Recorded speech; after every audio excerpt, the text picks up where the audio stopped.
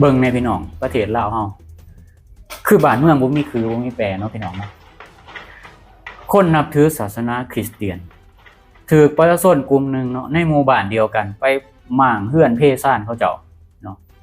เป็นหยังจะเฮ็ดแนวนี้เนาะย้อนว่าเขานับถือต่างศาสนาพี่น้องเฮ็ดแบบนี้ถูกบ่พี่น้องบ่ถูกแน่นอนเนาะเรื่องแบบนี้บ่แม่นว่าสิกำลังเกิดขึ้นในแขวงสะหวรรณเขตก็เกิดขึ้นแล้วพี่น้องแต่นี่อยู่แขวงสะหวรรณเพิ่มขึ้นมาอีกเนาะก็คือเหตุเกิดอยู่เมืองตะโอยใกล้ๆกับเวียดนามเนาะคนที่นับถือศาสนานี่บ่ฮู้ว่าเป็นคนซวยบ่หรือว่าเป็นคนลาวเทิงบ่ก็บ่ฮู้เนาะเพราะว่าแถวนั้นส่วนใหญ่เป็นคนลาวเทิงน่าสงสารเนาะพี่น้องถามว่าเว้าเรื่องเนาะคำควรของประเทศที่มีคำว่าเอกภาพเนาะสันติภาพอยู่ไสเนาะสันติภาพยังบ่มีเลยการนับถือส่วนบุคคลก็ยังถือกีดกันแล้วพี่น้องสิเป็นจะได้ไปเบิ่งกัน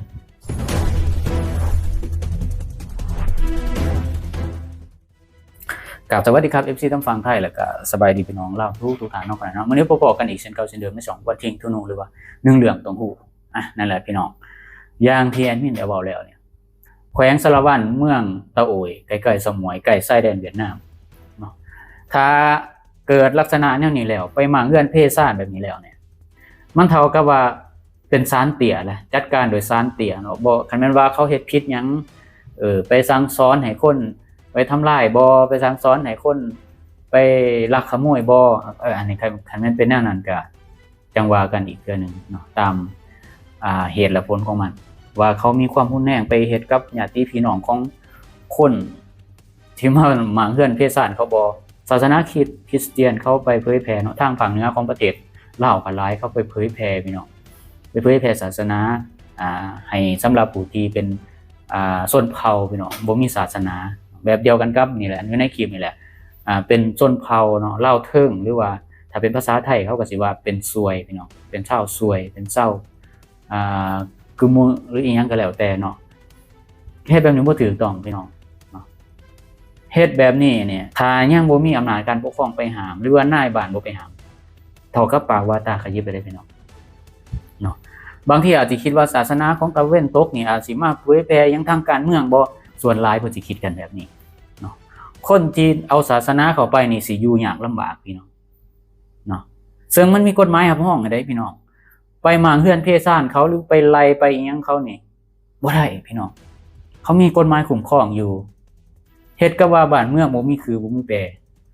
ใช้ศาลเตี่ยตัดสินทั้งที่ว่าเขาบ่มีความผิดอิหยังเลยเนาะอำนาจการปกครองเสื่อมเสียเรื่องนี้แน่นอนฮอดระดับองค์กรสากลอย่างแน่นอนเนาะเรื่องที่ UN ได้ตัดสินสปป.ลาวแอดมินบ่อยากเอามาเว้าซื่อๆดอกก็คือทั้งเบิด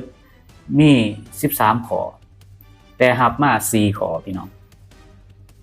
รับมาแค่4ข้อคือมีข้อทำอิฐก็คือเรื่องสิทธิมนุษย์เพิ่นว่าประเทศลาวบ่มีเรื่องการละเมิดสิทธิมนุษย์เพิ่นว่าบ่จำเป็นต้องรับอ้าวมันขัดแย้งเด้พี่น้องถ้าบ่มีแล้วแฮงรับพี่น้องถ้ารับกฎหมายเนี่ยดีพี่น้องเขาสิปลดล็อกเฮาแต่เป็นหยังบ่เฮ็ดย่านเขาได้ปลดล็อกย่านเขาได้มักความน่าเชื่อถือใบแนวนี้บ่พี่น้องถ้าบ่มีเป็นหยังคือบ่รับเอาแหละถ้าบ่มีต้องรับมันจังสิถูกถ้าบ่มีแล้วก็ว่าบ่รับนี่มันขัดแย้งมันย้อนแย้งกันพี่น้องเรื่องสิทธิมนุษย์หลายสิ่งหลายอย่างเนาะเรื่องจังซี่นี่คือการเกิดขึ้นเนี่ยเคยเกิดอยู่แขวงสะหวรรณเขตมีการเผาเฮือนเขาถิ่มก็มีบาง 4-5 ปีที่แล้วแอดมินก็ยังจำได้อยู่บ้านดงสวรรค์เมืองพระลานไซแขวงสะหวรรณเขตเนาะเขาได้เสียบีสู่แต่ปี2017เนาะ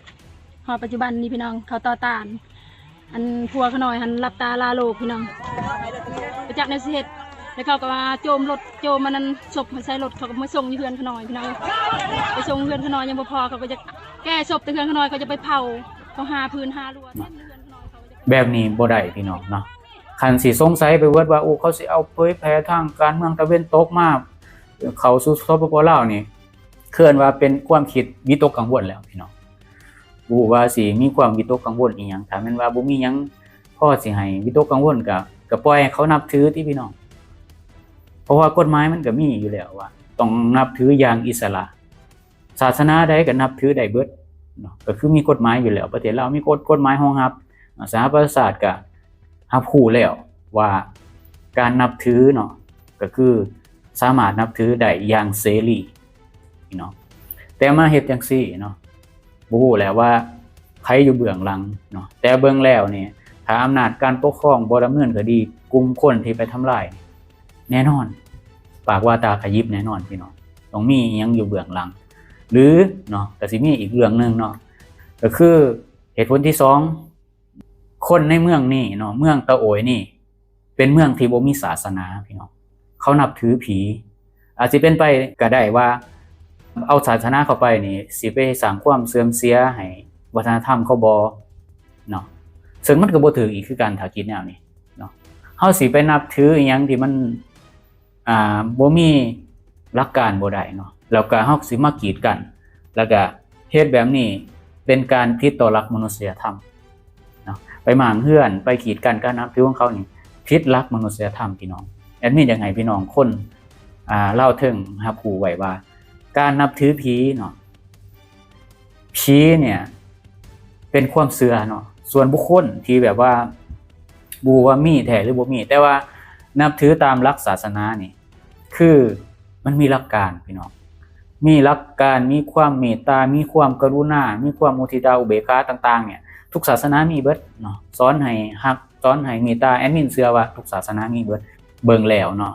ก็มันก็มีคือกันเบิดทุกศาสนาบ่ให้ลักบ่ให้ขโมยเนาะสอนให้รู้จักบาปบุญคุณโทษมันก็ดีตัวพี่น้องมันก็เฮ็ดให้จิตใจสูงขึ้นมันก็เฮ็ดให้เฮามีจริยธรรมมีคุณธรรมอยู่ในตนเนาะให้มีความอภัยใจกว้างมันก็ดีตัวพี่น้องเมืองตะโอยเนี่ยเป็นเมืองที่บ่มีศาสนาเนี่ยก็บ่ฮู้ว่าหลายปีที่ผ่านมานี่ได้เอาศาสนาพุทธเข้าไปหรือบ่แต่แอดมินเคยไปแล้วบ่มีวัดบ่มีอีหยังเบิดเมืองบ่มีวัดพี่น้องถือผีพี่น้องจึงตัดความสงสัยไปบ่ได้ว่าเขาอาจสิบ่อยากให้ศาสนาเข้าไปเผยแพร่แน่นอนเนาะถ้าเป็นวัดว่าอารามนี่เขาบ่กล้าเฮ็ดหรอกเนาะเพราะฉะนั้นแล้วแอดมินก็สิให้50-50ถ้ายังมีวัดว่าอารามอยู่ในหันเนาะเขาก็สิอาจบ่เป็นแบบนี้คือกันแอดมินก็เชื่อเนาะเขาก็สิเริ่มว่าศาสนามันก็ดีขึ้นพี่น้องศาสนาเฮ็ดให้จิตใจรู้จักผิดชอบชั่วดีแต่ว่าคันมีวัดว่าอารามแล้วล่ะแต่ยังมีเรื่องแบบนี้เกิดขึ้นแอดมินก็คิดว่าศาสนาพุทธของเฮานี่มันสิเป็นปรปักษ์กับศาสนาอื่นก็บ่ได้อีกเนาะแบบนี้เพราะว่าศาสนาพุทธของเฮานี่สอนให้มีความเมตตาให้มีความกรุณามุทิตาอุเบกขาพี่น้องศาสนาพุทธเนี่ยบ่ได้ห้ามบ่ได้กีดกันว่าไผสิมานับถือหรือบ่หรือว่าสิไปนับถือศาสนาอื่นจะออกจากศาสนาพุทธไปนับถือศาสนาอื่นศาสนาพุทธก็บ่เคยห้ามพระพุทธเจ้าก็บ่เคยห้ามถ้าแม่นว่าสิมากีดกันแล้วก็เอาคนไปทำลายบ้านเรือนของเขาสิผิดแล้วพี่น้องเนาะแสดงว่าพวกท่านเนาะบ่แม่นคนพุทธอย่างแท้จริงเนาะคนพุทธอย่างแท้จริงเนาะสาวกของพระพุทธเจ้าอย่างแท้จริงเนาะ